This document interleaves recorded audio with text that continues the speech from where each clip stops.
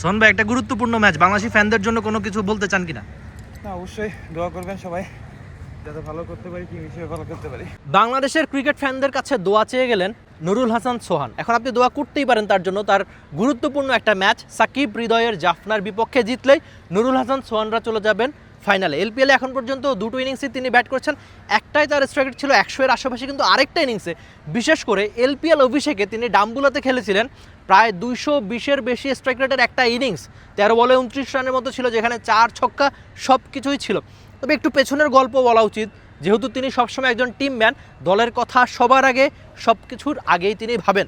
দল থেকে তাকে বলা হয়েছিল যে তুমি কি ওপেনিং করবা নাকি, এবং সঙ্গে সঙ্গে তিনি রাজি হয়ে সেদিন ওপেনিংটা করেছিলেন। ব্যাটে ঝড় তুলেছিলেন বাংলাদেশের নুরুল হাসান সোহান এলপিএলে তার দলের হয়ে।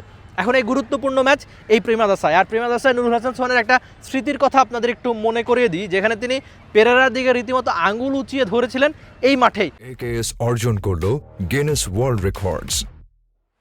AKS ওই যে নিদাস ট্রফিতে সেই বিখ্যাত ম্যাচ, যেখানে সাকিব, তামিম, নুরুল হাসানদের সোহানদের সঙ্গে রীতিমতো শ্রীলঙ্কান ক্রিকেটাররা অনেক কিছু হয়েছিল সেদিন। সেসব প্রসঙ্গে না গিয়ে এলপিএলের প্রসঙ্গে আরেকবার ফিরে আসি।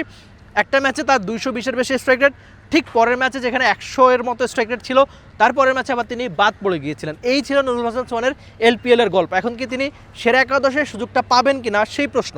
আর আরেকটু আপনাদের পেছনের গল্পে একটু নিয়ে আসতে চাই। এই যে আমার ঠিক পেছনে আর প্রেমাদাস, এই মাঠে নুরুল হাসান সোহান অনেকক্ষণ রানিং প্র্যাকটিস করে গিয়েছেন, অনেক চেষ্টা করে যাচ্ছেন তিনি যে যদি তার সেরা একাদশের সুযোগটা আসে, নিশ্চয়ই তিনি যেন সেরা ক্রিকেটটা খেলতে পারেন, তার জন্যই সব চেষ্টা এই কলম্বোতে করছেন একজন নুরুল হাসান সোহান। তার অভিষেকটা ঠিকঠাক হয়েছিল, ঠিক তার পরের ম্যাচে পাল্লেকেলেতে 100-এর মতো স্ট্রাইক রেটে একটা ইনিংস তিনি খেলেছিলেন। যদি আমরা জানি যে ব্যাটিং ফ্রেন্ডলি উইকেটে নুরুল হাসান সোহান যদি সুযোগটা পান, তিনি কেমন ক্রিকেটটা খেলেন। আপনাদের ছোট্ট করে একটু পেছনে নিয়ে যেতে চাই, যেখানে রংপুর রাইডার্সের হয়ে বরিশালের বিপক্ষে একটা ওভারে তিনি প্রায় 30-এর মতো রান করেছিলেন। সেদিন তিনি জানান দিয়েছিলেন যে টি-20 ক্রিকেটে তার সামর্থ্য কেমন, সেই জানানটা এলপিএলের শুরুতেও দিয়েছিলেন। এখন দেখা যাক জাফনার বিপক্ষে গুরুত্বপূর্ণ ম্যাচে এই প্রেমাদাসাতে নুরুল হাসান সোহানের এলপিএলের সেরা একাদশে সুযোগ আসে কিনা। আর একদম শুরুতে তিনি দোয়া চেয়েছেন আপনার কাছে, নিশ্চয়ই আপনি দোয়াটা তার জন্য করবেনই নাকি? Rifat Mil, T sports, Colombo, Sri Lanka. For more updates, subscribe to our YouTube channel and click on the bell icon. Follow us on Facebook and Instagram.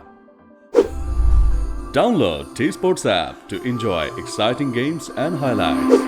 Visit tsports.com.